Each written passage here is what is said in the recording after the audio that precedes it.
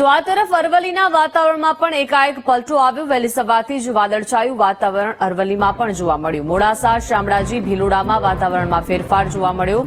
બટાટામાં ફૂગનો રોગ લાગુ પડે તેવો ભય જોવા મળી રહ્યો છે, ત્યારે ખેડૂતોમાં ચિંતા વ્યાપી ગઈ છે।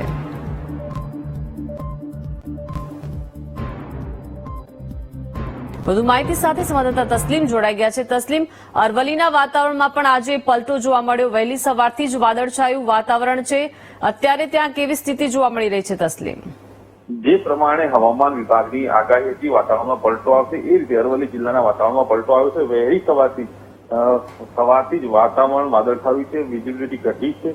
મોડાસા, શામળાજી, ભીલોડા સહિતના વિસ્તારમાં વાદળછાયું વાતાવરણ જોવા મળે છે, જ્યારે કેટલાક પાકો આ વાદળછાયા વાતાવરણના કારણે નુકસાનની આશંકા સેવાઈ રહી છે। જી આભાર તસ્લીમ, વિગત આપવા બદલ।